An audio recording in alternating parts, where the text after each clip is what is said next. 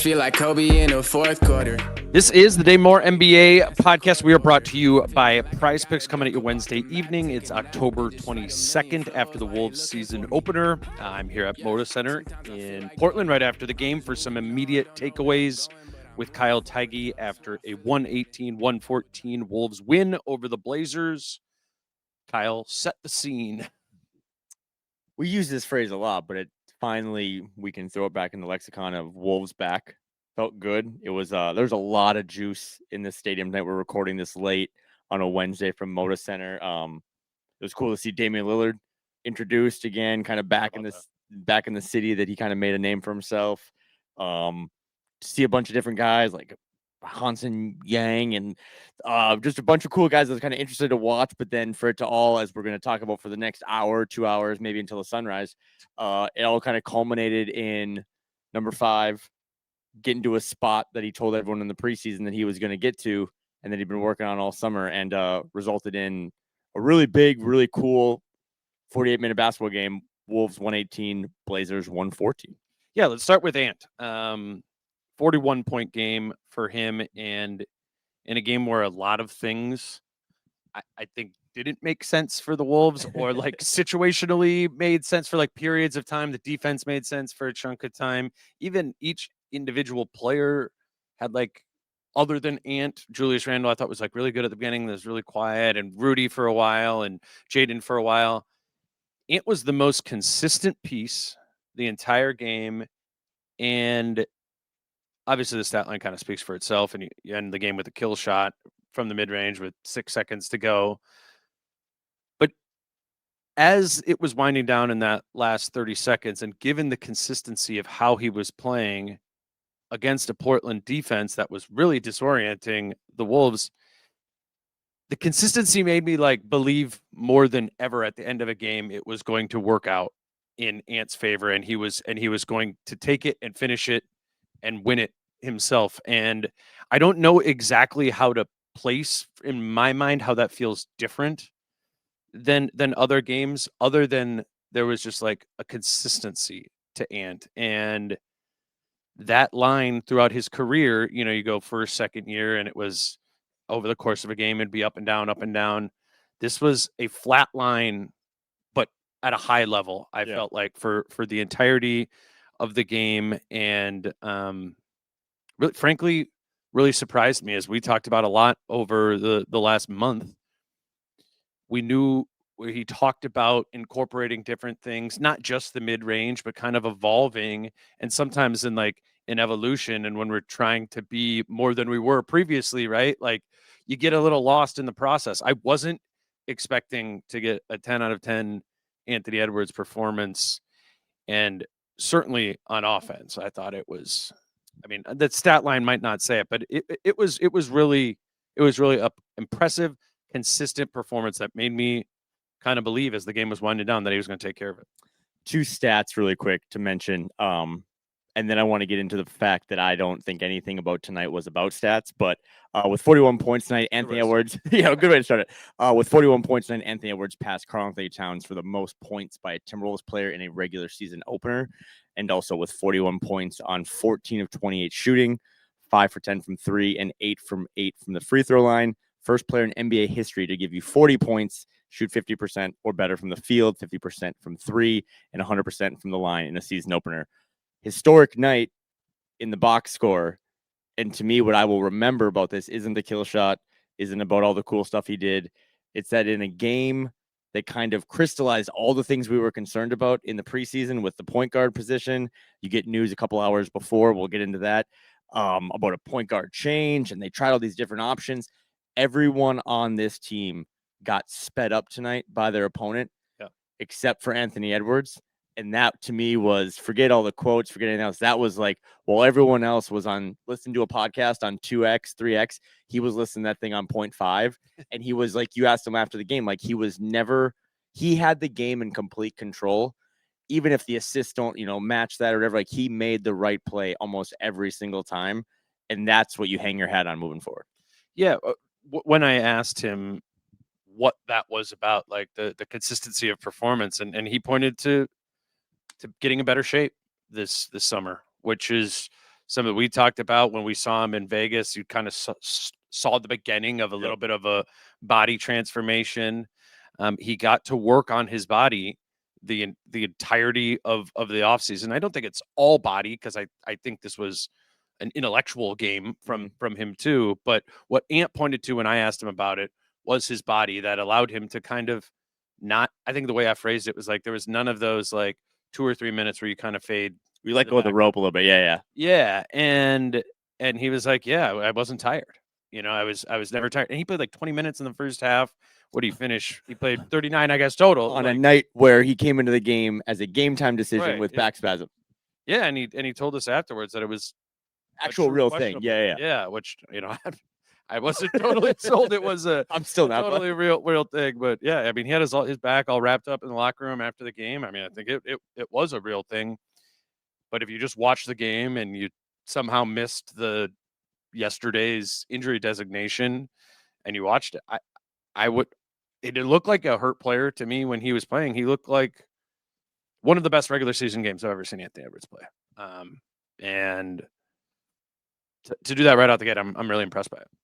And then to do that last shot, the kill shot that you mentioned, it was cool to talk to him post game in the locker room, and he mentioned, like, as we all knew now coming into the season, like, I worked on that all summer long. It wasn't just like old school traditional post ups. I know we talked about like the back on the guy versus the ass and the Michael Jordan stuff, but the thing that stood out to me was he said, I would take those shots when I had no more legs. Like me and C. Hines working out. He's like, and I know this is like really nerdy, but it's like having no legs, the closer you can get to the rim to get a shot off, you just, it's not as hard, right? Like it's hard to have no legs and shoot a 32-footer. That looked, that possession, when you watch it, it's all over the internet now. Like he just walks this guy down to a spot that he was super comfortable in.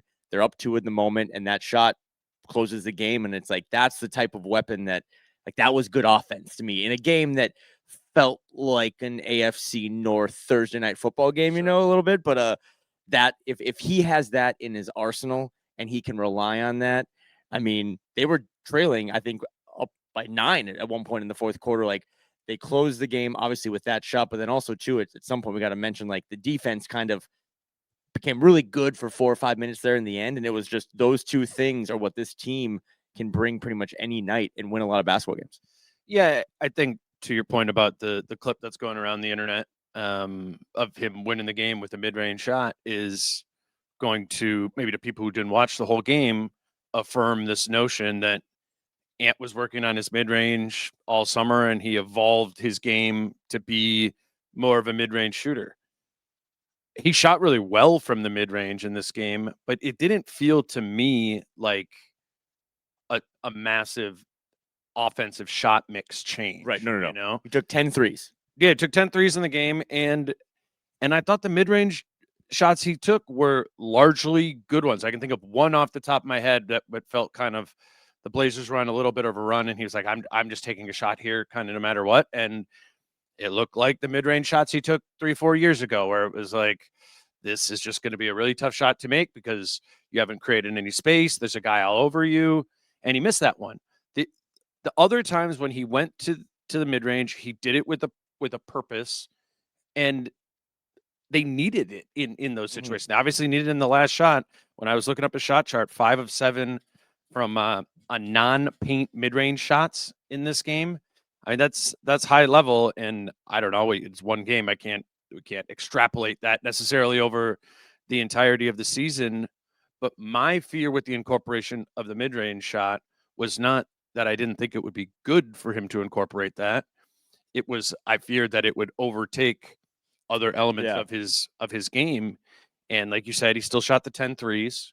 I don't think he got to the rim great, but they had Donovan Clingan there the whole time, right? He'd have to get past Jeremy Grant or Drew Holiday or whatever, and then try to go finish around Donovan Clingan. Like, 1, that's hard to do.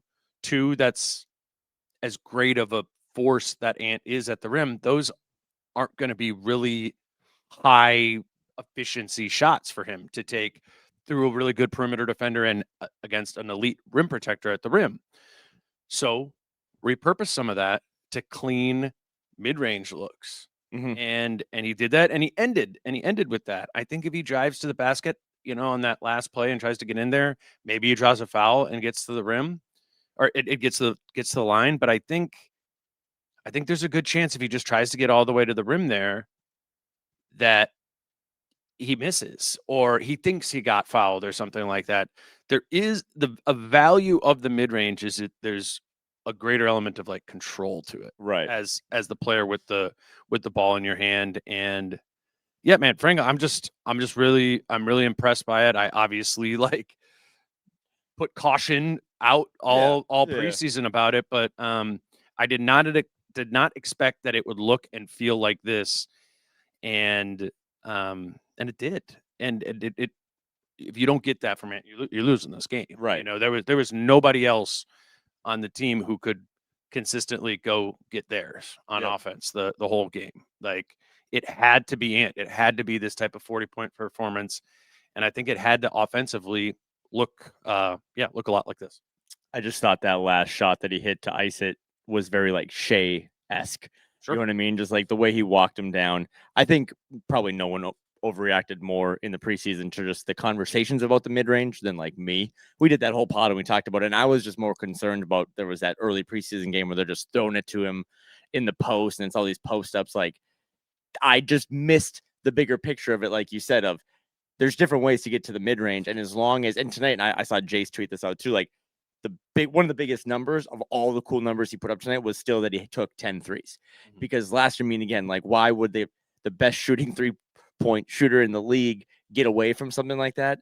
And he clearly didn't, but he's just added truly another weapon to his arsenal. He didn't change the guns he has. He just kind of added different things to his artillery. So yeah, that shot, I mean, I actually thought we can maybe get into the point guard stuff and the defense, but all stuff, but I honestly truly thought that 48-minute experience was like the perfect way to start the season, because you had the big question marks and you had the identity that, lacked a little bit at times with Rudy off the floor. And then it ends with the biggest storyline for this team of the summer, other than the continuity of Ant mid-range game winner. I'd also note you're going to look at the box score maybe the next day if you didn't watch this and only see one assist. That very much, in my opinion, underrates Ant's playmaking in this game. I thought in the beginning of the game he had a couple of hockey assists.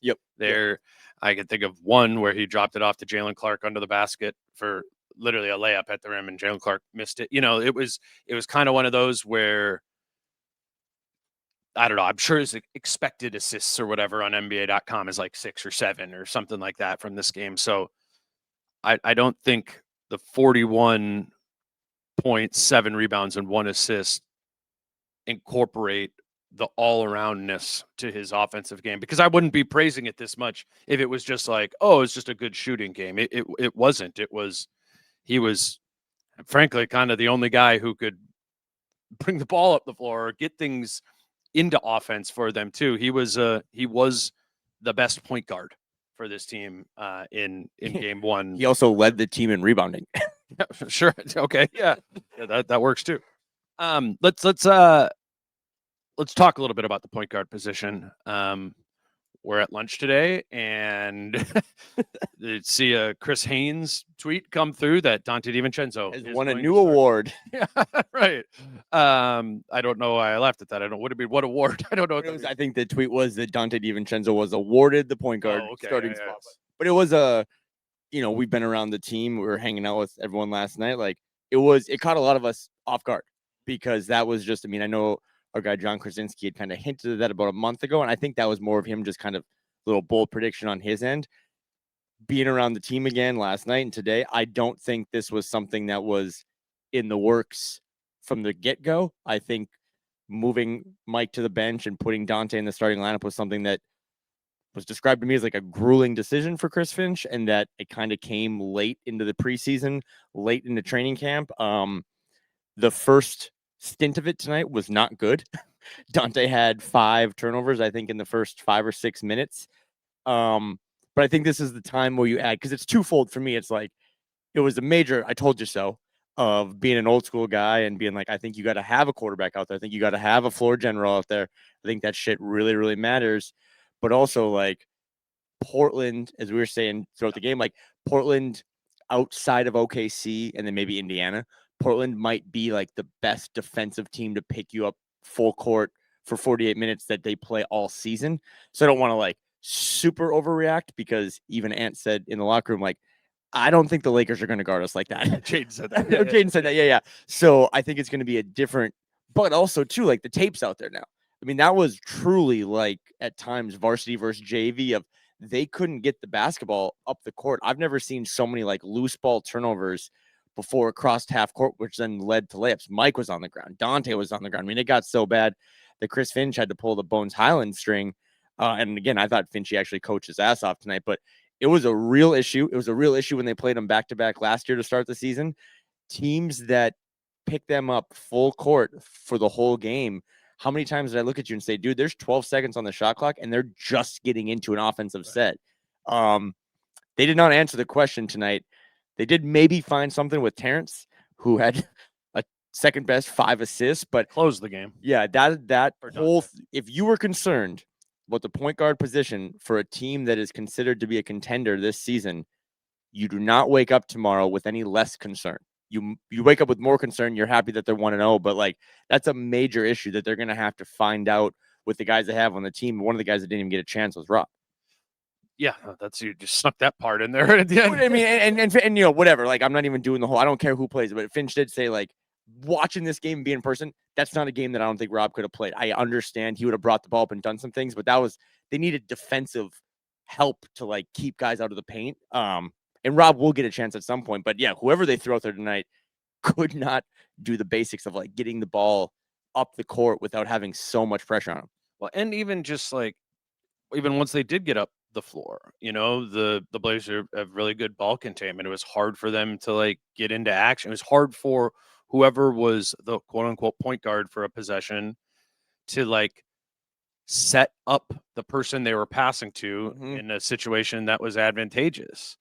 I like, outside of Ant, really the only like hub of the offense at times was Julius, but it was like exclusively as a playmaker, because not exclusively. I mean, what did Julius have? He scored a bit early, and he finishes with 19 points, but it wasn't advantage situations for him either, right? That's what we talked about the whole postseason was, okay, against the Lakers, he had advantage matchups where he either was going to score or they had to bring a second defender there. Against the Warriors, he was either going to score, they had to bring a second defender there. And whenever the second defender came in those two series, Julius, was able to pass off of it. Once you got to Oklahoma City, that their individual defender could slow Julius down enough that they didn't need to consistently be bringing a double team. So now you lose this playmaking element of your offense, right? Because that's how Julius playmakes, is by drawing a second defender. Portland has that good of defensive personnel. So I think this will be on the scout now, right? Of like every night. Obviously, like, pick them up, pressure on the perimeter. We are selling out to do that. And what I'm thinking about is, what are the other levers you're going to pull? Because yes, Ant was great here, and that's going to be something you're going to be able to rely on. Julius, you're going to situationally be able to have him be a hub of your offense. That was really the only two things they kind of had in this game. They're going to need more. They're going to need more initiation points here. And I think Dante can do a better job of that when he isn't in his head about turning the ball over. I think that was totally like a snowball rolling down the hill sort of thing with him. Makes the first bad turnover on a jump pass, forced another one, and then as we saw sometimes with Dante last season, it spreads and he does it over again. You're like, okay, Mike Conley's going to come in. Mike Conley is probably the best at being able to handle full court pressure like that. He couldn't handle it. So where are the other levers? And that's what this team is going to need to figure out, because when the fourth quarter started, we're down to like the sixth lever, and it was Bones Highland, of that. This is a guy we need to go to be able to initiate something offensively, to have another handler there. This team is deficient on creators, in that sort of way, outside of Ant and Julius.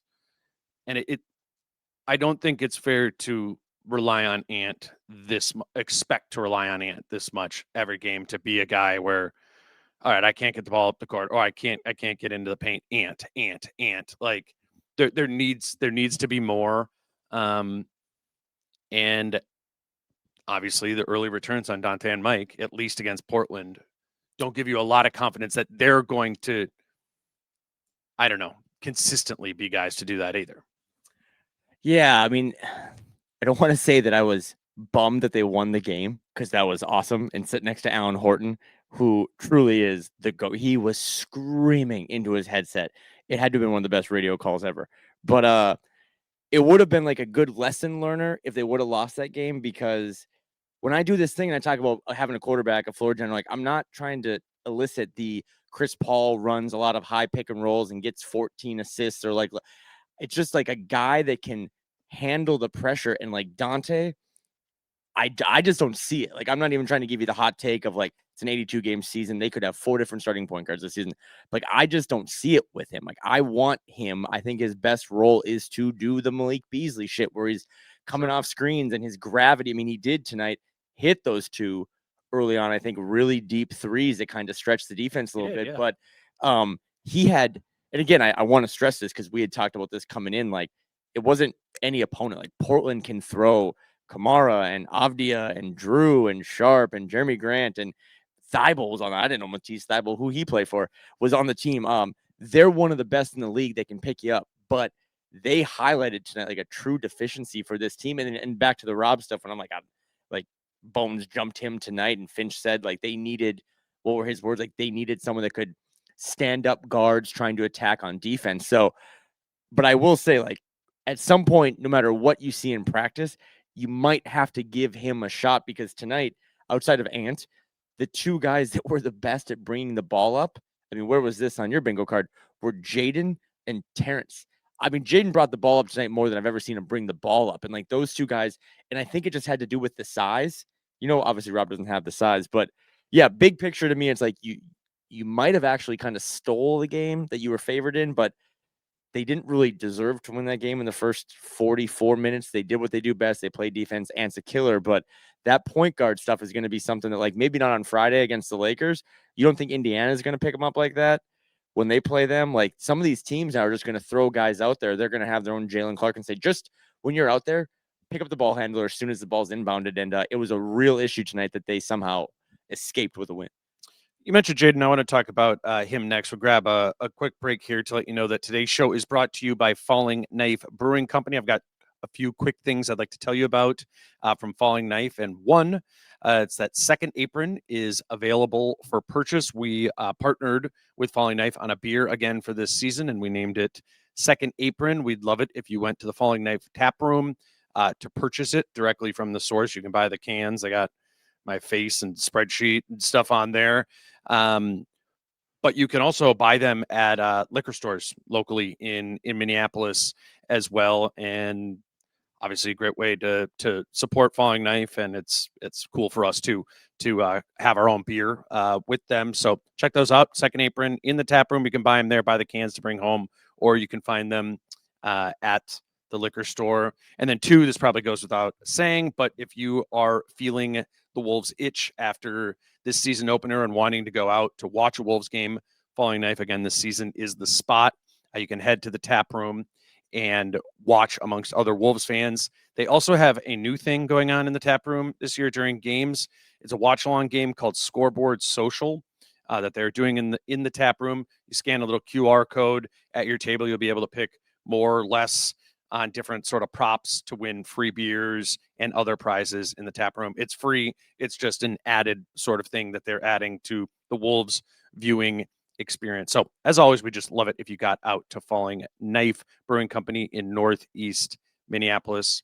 Today's show is also brought to you by Prize Picks, and the NBA season is here. So there are many additional ways to put together daily fantasy lineups over at Prize Picks. If you're listening to this on Thursday, take a peek at the picks for Wolves Lakers on Friday. You just watch this game, probably have a little bit of a feel for this team. Think about more or less than points, rebounds, assists for all the Wolves players, and do it in the context of playing against the Lakers, which is a little bit different than the Blazers. But we would, love it if you checked it out for the NBA games. But Kyle, the Vikings play the Chargers tomorrow, and you are going to give us 2 picks for Vikings Chargers. Carson Wentz 7-0 on Thursday Night Football. That's a real stat. I think Carson Wentz playing quarterback for the Vikings again. I think he's going to connect with Jordan Addison. He missed him on the Sunday game against the Eagles. So Jordan Addison, more than 0.5 touchdowns, a little extra juice there. And then Rondé Gatson, new tight end for the Chargers, more than 42.5 receiving yards. Puts those two together, 4-1. Always something going on over at Prize Picks. Vikings Chargers, perfect time to try it out. If you haven't, and if you haven't created an account at prizepicks.com or the Prize Picks app, use the promo code Dane, and your account will be credited with $50 in free lineups when you place your first $5 lineup. I want to talk about the defense, but let's do a couple of specific players first. I want to talk about Jaden because I think outside of Ant and Julius, they're the 2 leading scorers, Ant with 41, Julius with 19. Jaden chips in 18 points in only 29 minutes and felt like another legitimate creation option when they were in the half court. I want to get into a specific of that, but also the confidence. I thought offensively from any range, but especially 3-point range was there, and we've all seen tepid 3-point shooter Jaden. We've all seen kind of in his head 3-point shooter Jaden. And I thought tonight we saw an evolution in him too. That was, I thought, fueled by confidence.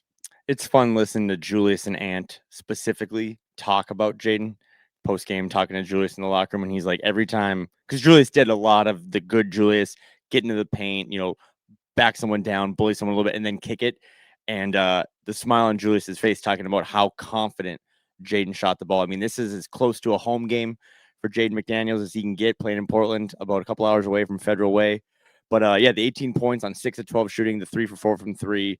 That he had some really big rebounds. He only played 29 minutes, and that was specific. I think Finch would have played him 48, but he had those 3 fouls early. Then he picked up that 4th one, so it was a little sketchy there in the 3rd quarter. I think he played most of the 4th, but he just kind of did that stupid podcast analogy where everyone was listening to the pod on 3X, and that was at 0.5. Jaden was either 1 or he never got sped up either. The dumbest thing he did, and he copped to it after the game, was he got that big rebound and then he threw a weird bounce pass to Rudy Gobert streaking down the court, which is let's never do that again.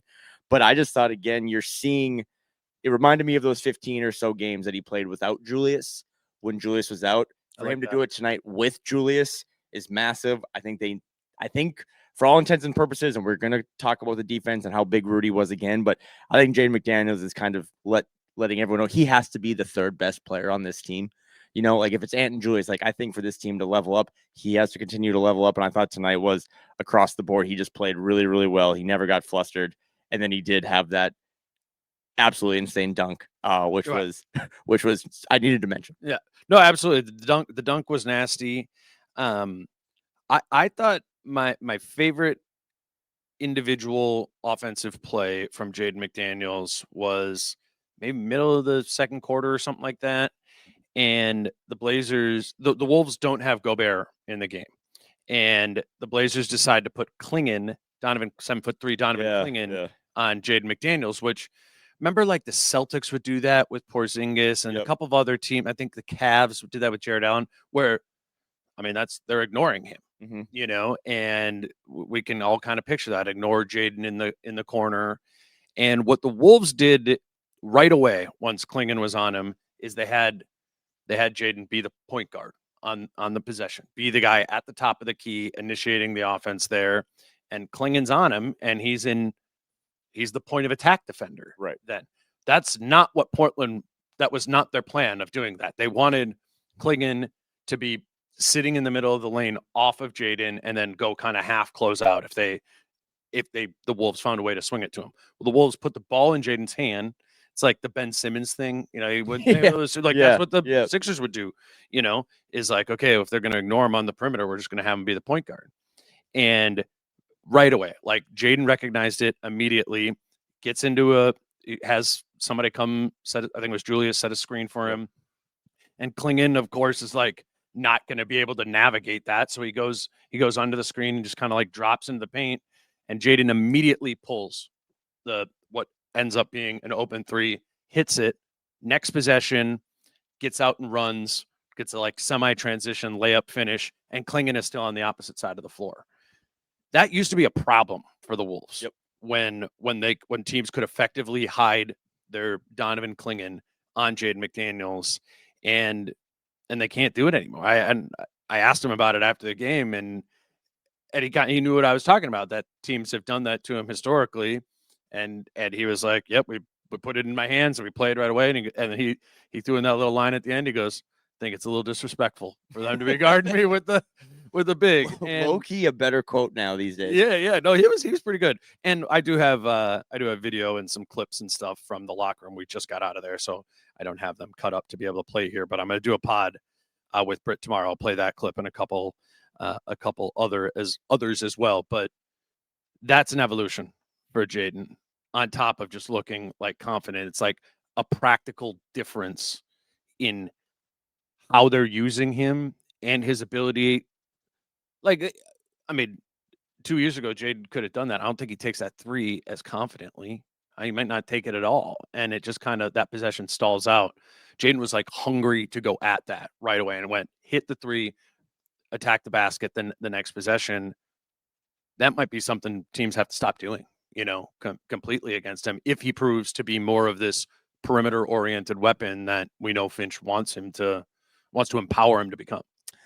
But just watching it, like we did the pod earlier in August where we talked about like, hey, all these guys just had birthdays. At some point we have to stop doing that. They're so young. And I thought we talked about at the top that Ant just looked so comfortable. And he had that, despite trailing for damn near the first 46 minutes, like that game was under control because he had it under control. I thought Jaden was kind of in that same boat. Like he just never really got sped up. He was more comfortable. They were doing it to Jalen Clark too. And you could see Jalen Clark like gets in his head a little bit. Like anyone who's played, if your defender's off you by 8 feet and they're daring your shoe, like it fucks you up. And I think it kind of does that to Jalen a little bit still. Jaden did not get fucked up by it and instead used it to his advantage and attacked. And then what I thought was really interesting is at some point, and maybe Kilby can confirm this, but like we got to kind of trust that Anthony Edwards might be really good at diagnosing a good jump shot because he's good at it. And he said post game that like those first 5 years or whatever, he thought Jaden's shot was just flat. And we'll see what happens. But he did say, he's like, who thought that? Ant said, he's like, I thought Jaden's shot was just a little flat. And he's like, it has a little more arc to it now. And maybe that's part of the confidence. I mean, one on this side, two on the other. But if he can be 3 for 4 tonight, I think at least they might have all been from the corners. If he can take that shot as comfortably and confidently as Julius kind of explained, that's a huge weapon for them. And again, he finished tonight with the third most shot attempts, but everything to him looked not forced, not really drawn up either. Like it wasn't a lot of still like, all right, Jaden, it's your turn.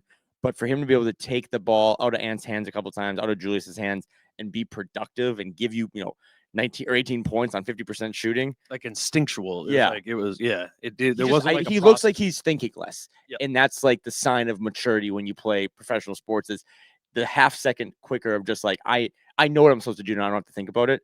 You saw that tonight with Jaden. Jalen Clark and Terrence Shannon Jr. Vastly different productions tonight. Like you know what I mean? Like if they were one player, that player would have been the next Wemby.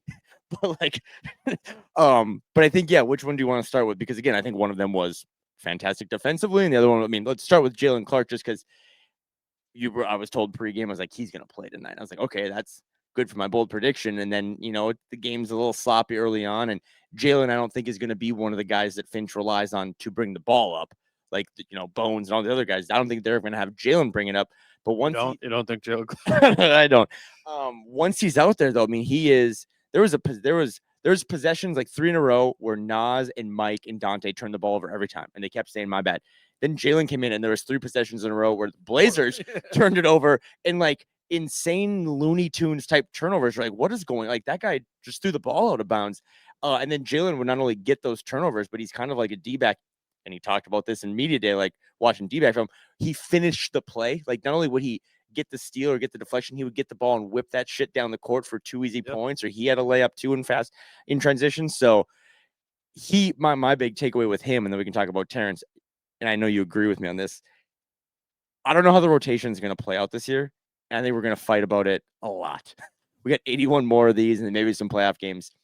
But Jalen Clark has to be in the rotation. Like, I think he literally stole How do you a rotation spot tonight. Yeah. And he has to just be an every night thing. If it's 8.5, 9, whatever, Jalen Clark has to take his warm-ups off 81 more games this season because he is so impactful defensively. Offensively, it was bad. Like, he kind of blew that layup. I think his only 2 points were that fast break layup. He didn't hit his threes from the corner, so we're not going to hit 40% yet. But he was just so impactful defensively. His teammates were raving about him after the game, and that's a nice thing for Finch to have to rely on. Of like, hey, shit's not going the way we want. We got to get our defense back. That's our identity. Jalen, you go in and muck it up. I will talk about the defense globally as a team in a little bit. Obviously, he's a big part of that, and there's a need. There's a need defensively. They need another defensive weapon. Jalen Clark is clearly the defensive weapon that they can bring in out of their bench options. The reason Jalen Clark and Terrence Shannon Jr. stepped up and played as many minutes as they did was Nas was Nas sixth man of the year, struggling. Dante DiVincenzo, one of the best most talented bench players in the league last season, really struggled as well. And they still got bench production from not only Jalen Clark, but I think especially Terrence Shannon Jr. And the play that sticks out to me is there's 40 seconds left in the game, and it's the play where Rudy ends up getting that tip dunk, right? Yeah. But what's going on that possession that the Wolves need this bucket either to take the lead or to go up by 4, what it was right there. And Kamara is in Ant's shirt, face guarding on the opposite side. Ant's on the right side of the floor, and Shannon's on the opposite side of the floor, and Ant can't get open, and Ant starts signaling to Finch timeout, like get a timeout. So because what are we going to do here? Ant's been in that situation before where it's like, we need the ball to be in my hands, because what other guard out here on the perimeter is going to be able to even be able to dent the paint to be able to draw a defender and kick? Like, Mike hasn't done that historically. That's not really, Dante as much. And then a lot of the other guys are, that not as much Julius. I think Julius was down at the baseline. I mean, Julius can't do that, but Julius was down at the baseline, and Ant starts going timeout because it's like, this is just going to be a dead possession. We can't have a dead possession here. I'm not going to get the ball. And Terrence gets the ball in his hands and is like, I can do that. And he is able, he has that first step. He has that force to the basket, and he gets there. I think if they had a challenge or reviewed it or whatever, it would have been a foul. He ends up missing the shot, but Rudy gets the tip dunk. And I've just seen that in clutch time with this team, that nobody even gets into the lane. And there's just the value of somebody out there who is capable of being able to do that has that first step. I mean, that was a lot of when I was trying to think of rationale for having Rob play, even though you're going to sacrifice some other things. It's always having two guards on the floor who can kind of get into the middle of the floor and do something.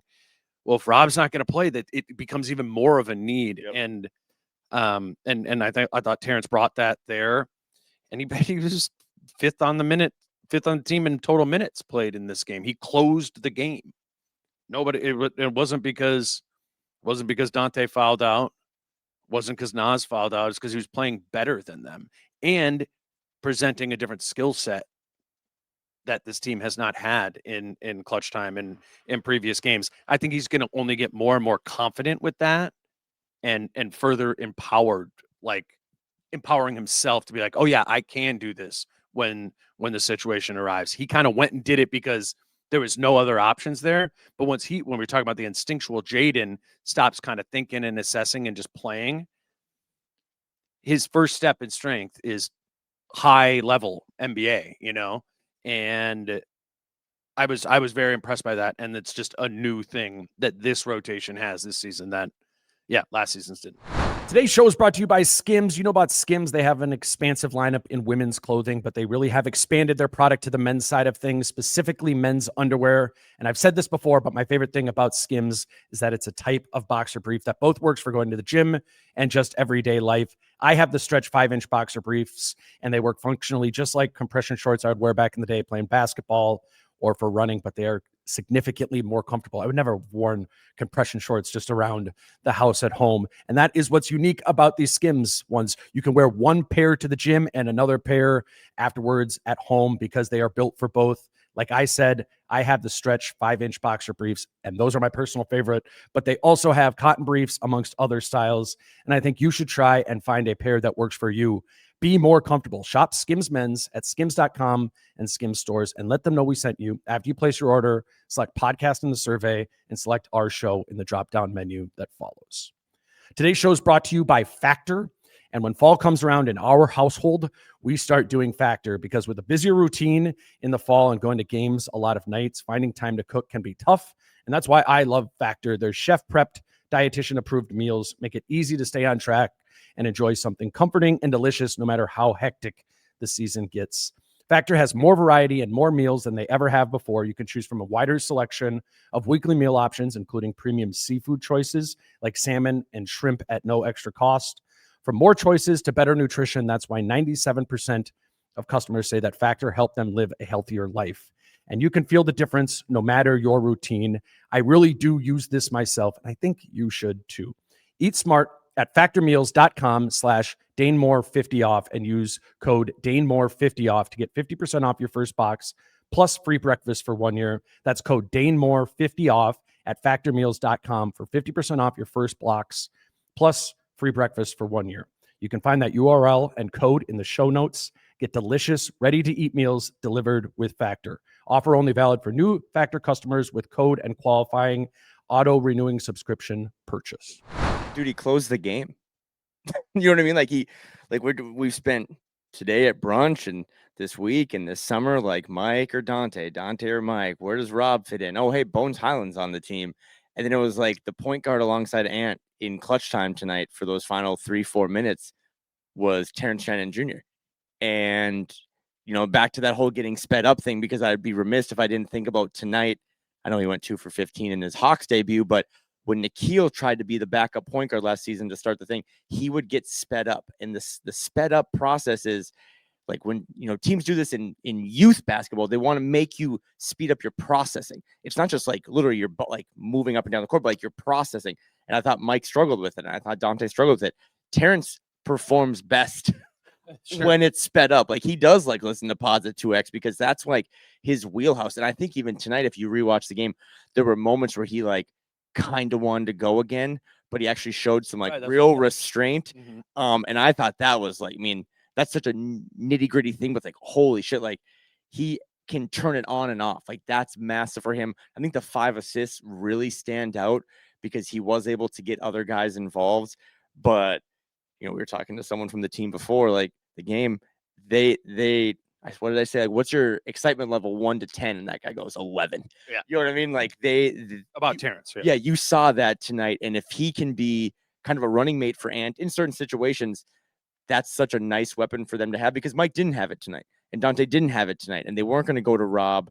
And for them to just pull another one out, that is to me why I thought, if you're tuning into this only for Rob Dillingham content, it's going to be a long season for you. But that's why I thought Chris Finch coached his ass off tonight, because he just said, okay, I'm just going to go with that guy. And not a lot of coaches do that, especially early in the season. Like I honestly thought he was going to go back to Mike for those first final 3 or 4 minutes, just because that's my safety blanket. And I know, it's a conservative option. Or Dante. I don't think Dante played. I don't know if you have it up. Like, I don't think Dante played in the fourth quarter. I think he played he did not play in the fourth quarter. I think he played the start of the third quarter, and that was it. In the first 5 minutes. Big picture, there's a lot of things you can criticize, but like, that's really good coaching. Like Dante DiVincenzo gets the tweet today that he's won the point guard award and he's going to start, and then you don't play him in the fourth and you just go with literally the hot hand. And I just thought Terrence handled the pressure well, got other guys involved. got a couple of really big rebounds. I think he finished with 5 rebounds on a team that kind of had rebounding spread out throughout the roster. So really interesting night from him, 25 minutes. And I mean, that's Jalen Clark was a little more on the fringe of it, right? Like we had kind of said, like maybe he'll play in a 9th man. Some nights maybe he won't. You and I for now have graduated him. But Terrence, it's like, how much further can you move him up the pecking order? Because he showed you all the things that got people excited this summer. I do know we already talked about the rotation and the starting lineup change a little bit, but I think as I was thinking about the change and to the starting lineup and what it changes outside of it just being Dante DiVincenzo out there with the starters instead of Mike Conley, is this shift of DiVincenzo for Conley and the fact that DiVincenzo plays more minutes than Mike Conley, even when Mike Conley starts.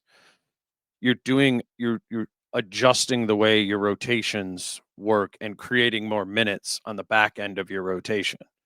So, I mean, it's silly given how much time I spent talking about like the 8th, 9th, 10th men on the team, but it's a completely different calculation now.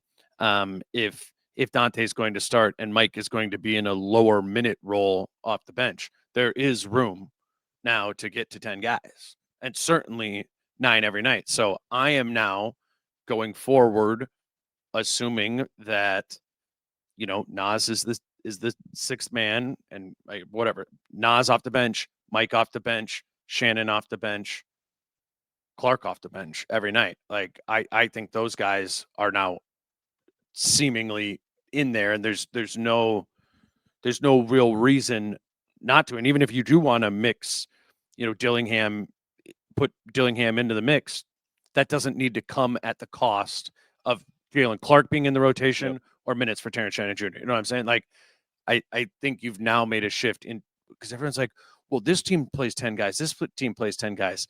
The reason this Wolves team did not was because 2 bench players played 30 minutes a night, Nas Reed and Dante DiVincenzo, and that broke the pattern for your way to get there. They can get there now. So I don't expect this to, do I think that Terrence Shannon Jr. is going to play over 25 minutes every night? No, but I think he's going to have a very real minute role, 15 plus every game. Right. And I think Clark has the room to be a double digit minutes guy as well. So I don't think this is going to be like a flash in the pan box score of what it looks like, maybe in the way when I'm looking at it right now, Bones Highland's on here for 8 minutes.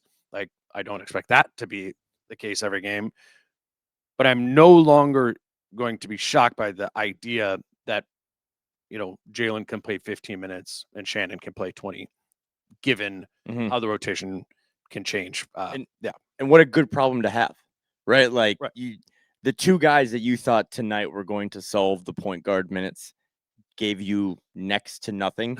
I mean, and really they were able to just go down the pecking order. And Bones, I guess, probably gets in, as Finch said, maybe because he just has a little more size. And this was an important game where size mattered. Like it literally did out there. For defense. Yeah, for sure. But you mentioned that one Jaden play. This is just kind of another play that stood out to me. But to the sped up nature, like we talked about, or I said that for TJ to really like level up, he has to have that power ball. He has to hit those threes.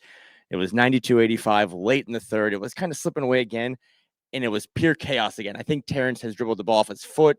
It's pure pandemonium. He gets the ball in the corner, collects himself, takes a step back, and hits a 3. He was 2 for 2 from 3.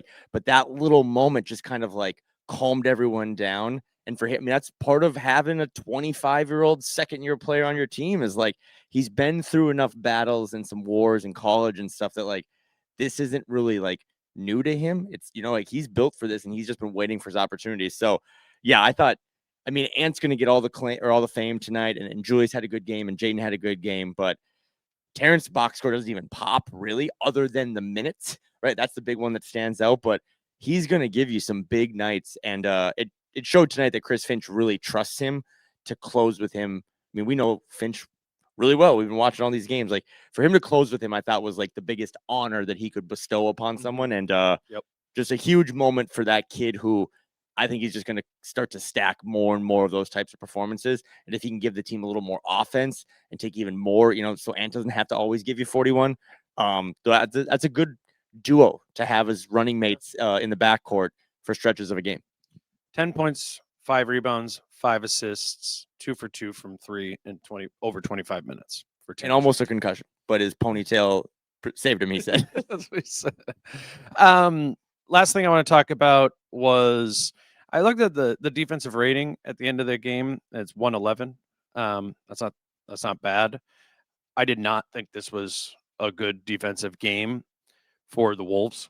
I thought, especially once Rudy picked up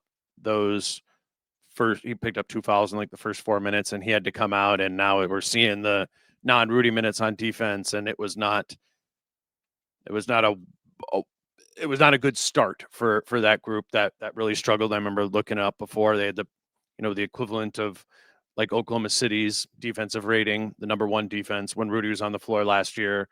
And when Rudy was off the floor, the defensive rating was the equivalent of like the 10th worst defense in the league. There's a huge gap, the Rudy on minutes defensively and the Rudy off minutes defensively. And that gap does not look like it has shrunk.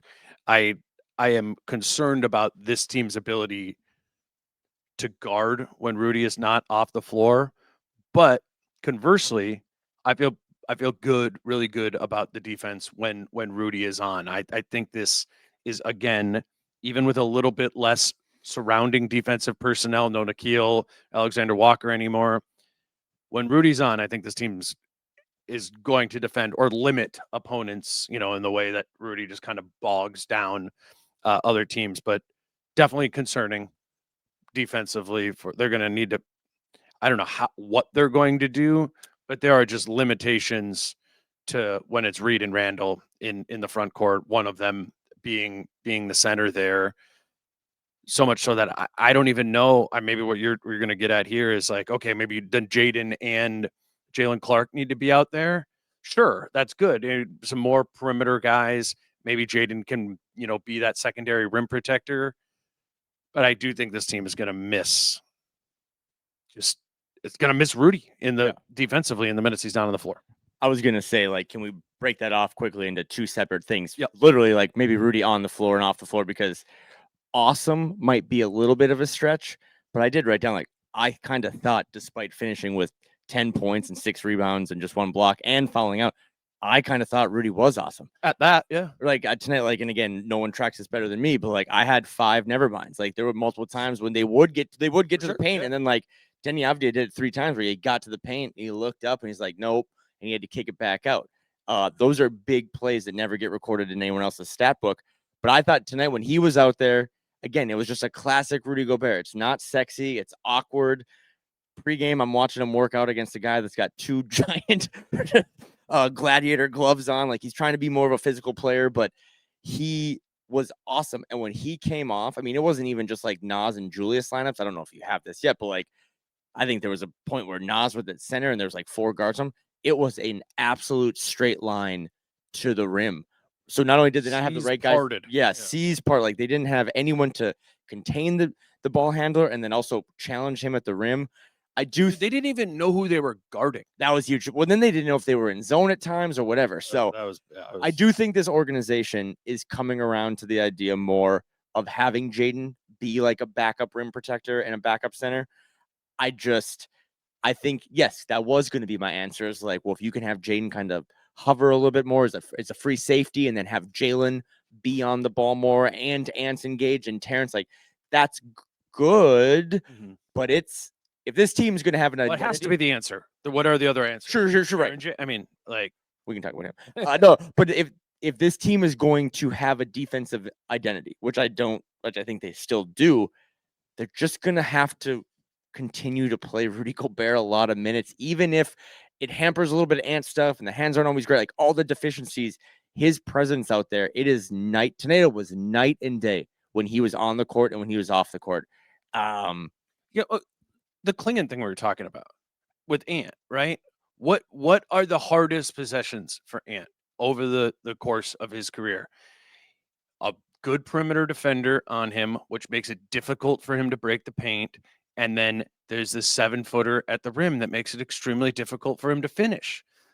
Like We know that. We know what that feels like when even Ant has to go up It's against the that. Wolves version of picking you up 94 feet. Yes, it's like I don't think there is the appreciation of what Rudy is doing there because it isn't sexy. And then what I'm not saying what Klingon is doing isn't sexy either.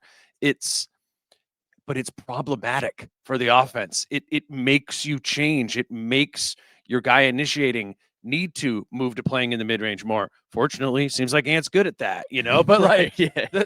for some other players, if you can get them into one of those games where you're effectively playing drop and Rudy's kind of there and Jaden's coming with the rear view contest like that, that's hard to make a living against a defense when Rudy Gobert is out there doing that. And it's just they don't have Cat anymore, man. Like, which is crazy. We were talking about defense, but they don't. They do not have another big body. 2 years ago, when Rudy was off the floor, they were still awesome defensively. Yeah. When they had Cat because they just needed that big presence. I watch Nas out there at the 5 and I go, that's not a center.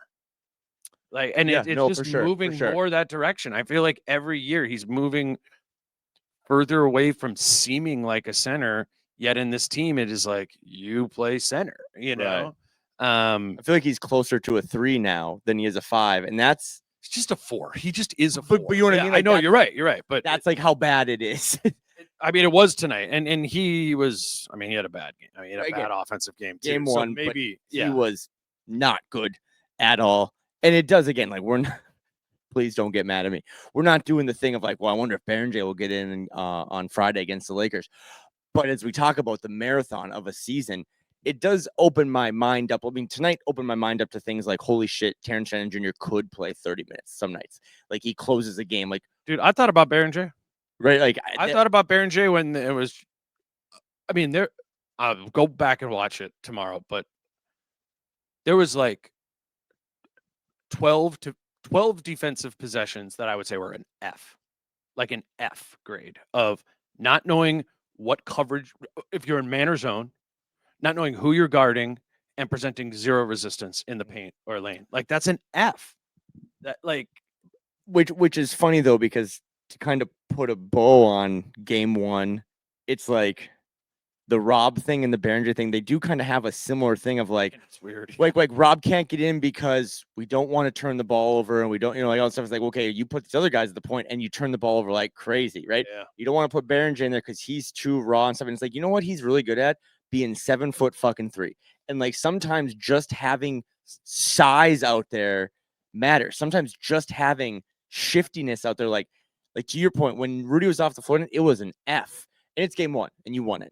But like if we're in like game 12 and it's like the non-Rudy minutes are just a dumpster fire, then you might just have to give some of these younger kids a chance. And again, they're much younger than like the Jalen Clarks of the world or Terrence Shannon Jr.'s, but that will be a theme for me that I'll look at all season is like this. Well, this is a theme that they set up. I mean, Finch talked about this at media. He talked about it through training camp.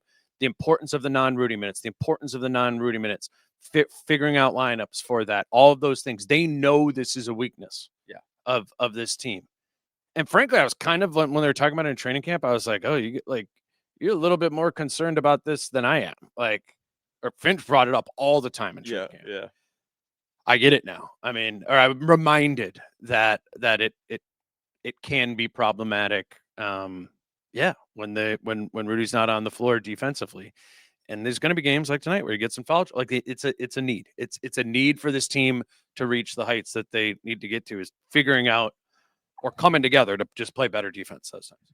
And you've also done this long enough that's like I could also see it not changing. And like when Julius was struggling last year and Finch was the only one that believed in him, we're all calling for changes. Like I could see them continue to throw Nas out there at a backup 5 and give it a longer runway than They're we for would. Sure, going to give it a longer runway. I'm not. It's not going to cut it now. Right. But I think it is an issue. And tonight it was very apparent by a team that as good as Portland is defensively, offensively, they're pretty limited. Like they don't have a ton of guys out there, especially without Dame this season and without Scoot out there too. Like it was kind of a grind for them. And again, when Rudy was off the floor, it was just like you said, the C's part. Like it was a straight line drive to the rim. And if Portland can take advantage of that, like what are some of like what's Luka gonna do on Friday when Rudy's off the court, like he's gonna just feast. So Yeah, no, and I don't think that it's not or it's not possible to be improved. Like I don't think they'll in 2 weeks from now they'll have another game where it's 12 possessions. Yeah. You know, but it's a reminder that they need to be super intentional in those minutes. That's all I'm saying. You know, communicate, know who you're guarding, what are we in, and Nas. And I think you're playing out of position, Nas. I get it, but like they need him to be there because the alternative is Julius Randle, who has wingspan's probably like 6 inches shorter than not. You know, I mean, it's just, yeah, it's a note that we brought up in training camp, and much like the Ant mid-range sort of thing, and the early returns on the Ant mid-range, where we really liked the way he incorporated that, and it seems to be something that it's reasonable to feel more comfortable and confident about. We do not have positive breadcrumbs through one game on the defense with when Rudy's not out there. But I think you said you meant to split it up into 2 parts, which is to highlight that it was really good when Rudy was out there too. Yep. This would be a much bigger issue if you're like, yeah, the whole game, this just looks like a mid defensive team. They did not look like a mediocre defensive team because they looked good defensively often when Rudy Gobert was out there. the biggest things we talked about in the preseason was the point guard position, and we will leave Moda Center tonight with a major question mark there. We do not know. We talked a lot about the Anthony Edwards mid-range. He sealed the game with that shot. But one other thing, just to kind of throw it out there, we don't have to go too long, but another big buzzword, another big talking point was transition. And tonight, Wolves outscored the Blazers 22-11. It wasn't so much about the 22 points in transition, but if you watch the game and you rewatch the game tomorrow, like, it was an emphasis, and you could see the guys. I mean, some of those really shitty turnovers were because they were trying to get out. I mean, they were throwing some crazy like outlet passes. It was clear emphasis tonight. And again, you've talked about like maybe not believing that they're going to do it, and I kind of it was better than I thought. But tonight was more intention than I thought. Tonight you saw a team trying to build a habit, right? And we'll see if that translates over an 82-game season, which again can be a marathon. But that was something tonight that I think did help solve some of the offensive issues, was that when they got stops, they did get out, and they were productive when they got out and ran. And you know, it's like impossible to do when you're getting like picked up full court and struggling to like even dribble, find semi-transition. You know, like I would bet against the Lakers that the Wolves have a better transition game. Yeah. You know? I mean, I know that's the 22 points, but there was just not that many. Like, it didn't feel like a really high volume of transition possessions, but that's part of the reason that you pick up full court is to slow down. Like, a lot of teams, just in basketball in general, right?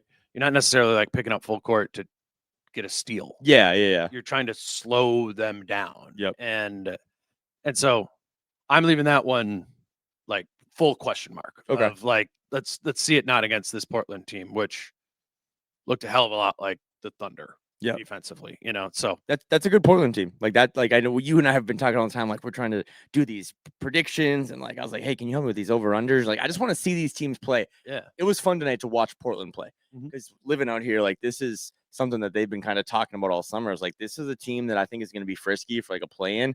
And Ant said this too. Like, this was awesome post game, but he talked about like, you can't just come to Portland anymore, which is funny, by the way, because like Ant's been in the league for a while. Nobody's like, you can't come to Portland anymore and just assume you're going to get a win. And that used to be something that you'd say about Minnesota, right? Teams would come in, but like, when it gets rainy and cold out here this winter, this is going to be a nightmare for teams to have to come in and have to play against that level of defense. So for the Wolves, with all the question marks you mentioned, point guard, transition, defense without Rudy, like, for them to steal that win, that's a good win. Despite how ugly it was, like, that's a good win. So this is fun, man. It's always a bit of a whirlwind to come in here and do a pod like immediately after. Yeah, I think you and Britt will do a better job tomorrow. I will just say, I just had 2 things written down that were the best moments of my night. I've never seen 3 defensive. What is it? What am I trying to get to here? I don't know. 3 defensive 3-second calls. Yeah. Defensive 3 seconds. There was 3 of them called on Portland tonight. That's wild. I've never seen that. They had only 13 of them last year. They had 3 tonight. That was just a wild stat. I butchered that, but it was wild because like normally you see like 1 and then the refs swallow their whistle. I think that's a point of emphasis this year. Okay. You know, so it's kind of, remember when they were like doing all the freedom of movement sort of thing, and it started at the beginning of the year. I could not have set that up worse. I'm just gonna go on this next one. Alan Horton in the third quarter just leaned over to me and he goes, "Did you know the Orlando Magic were in the Western Conference for 1 year?" And I was like, "That's wild." So no, it was good. It was a great time. You and I got to hang out last night with Grady and Jim and Alan and Kaylee, who's part of the new FanDuel team. And if for fans that don't know her yet, like check her out. Like she's gonna be really good. She's gonna be on the road, kind of doing what Marnie and Rebecca do. But it's the energy around this team. Talking to Matt Lloyd, like they're really in on what this team can do. I think tonight was kind of like it showed all the issues that this team needs to figure out, but it also showed you what they can do when they just click for a couple minutes. Like they played 4 good minutes of basketball tonight and they walk out with a victory. And that's going to be really important in a competitive Western Conference. And I'll just hammer home the amp point. I mean, Crazy, dude. I was, Crazy. yep. I entered the season somewhat skeptical of the timeline of what it would take for Ant to find his new self, of like this new evolution, and found it immediately, and with a somewhat sore back. Walking off the court right behind Joe Ingles, he literally just said, "Welp, that's what happens when you have the best player." And tonight they did have the best player, and that's all that really matters. Yep. Like we kind of hinted at, I am going to do another pod tomorrow, Thursday, with Britt Robson, and get some of Britt's thoughts on that. I'll cut up some clips and we'll play some sound from Finch and the players in the locker room, and just excited to get some of Britt's thoughts and start moving forward here as the season starts rolling along. You guys can follow Kyle on Twitter at Kyle Theige. I'm Dane at DaneMooreNBA. And until tomorrow with Britt, he's Kyle. I'm Dane. Peace out. How I'm feeling, man, I hope it never stop, yeah. Green and hot so you can find me in the crowd, yeah. Don't let standards ever bring you down, yeah. Hope you dance.